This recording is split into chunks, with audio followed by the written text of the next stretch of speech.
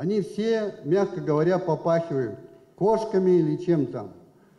Енді ғана 2 айдың жүзі болған Байқоңыр ауданының тұрғындары жаңа әкіммен кездесті. Айтар уәж көп, талап шаш етектен. Тұрғындардың біразын маңайдағы қоқыстың көптігі, тазалықтың жоқтығы мазалайды. Жертөледе тышқандар мен кеміргіштер көбейді дегендер де бар. Бұқараның базынасын тыңдап біткен әкім мәселе біртіндеп шешіледі деді. Ал Астананың 4-ші болып құрылған ауданы болашақта бөлек кейіпкен еді. Жастар шағын ауданындағы аулалар жөнделіп, LED шамдар орнатылады. Тұрғын үйлердің қас беттері боялып, шатырлар түгелдей ауыстырылады.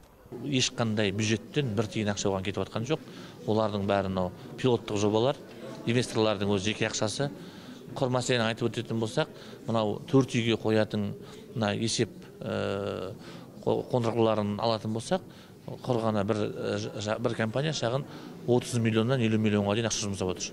Жаңа ауданға бейнебақылау камералары қойылады. Тіпті көшеде жедел жәрдем мен полицей шақыратын арнайы құрылғы орнатылмақ. Одан бөлек көлік жолдары жасалып, автотұрақ мәселесі шешіледі.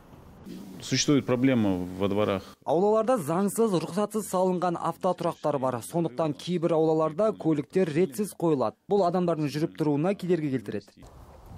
Астанада 4-ші болып тіркелген Байқоңырға қарасты жастар шағын ауданында болашақта тың технологиялар мен техникаға үлкен мән берілмек. Соның бір дәлел ретінде әкімдік мамандары Бараева көшесіндегі осы бір үйдің кіреберісіне су жаңа домофон орнатқан.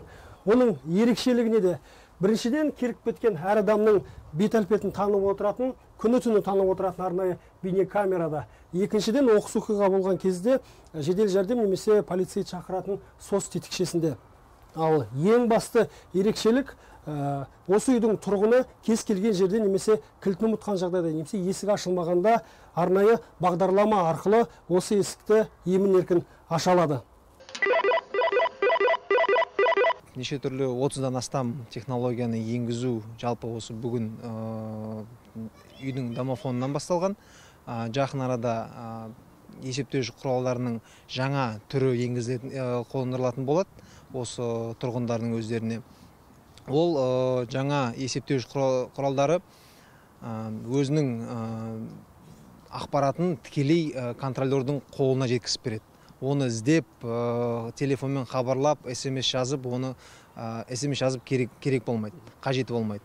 Ақылды аудан жобасы 3 кезеңнен тұрмақ. Біріншісінде Бараев көшесіндегі 14 үйге тиісті жұмыстар жүргізіледі. Жұмыстың толық жасалуына мамандар жарты жыл уақыт керек дейді. 30-дан астам енгізілген тың технологиялардың халыққа ұнағаны ең үздік дегендері келесі кезеңде жасала береді. Нұржан Садырбай, Дәурен Зарипов, Алматы телеарнасы, Астанадан.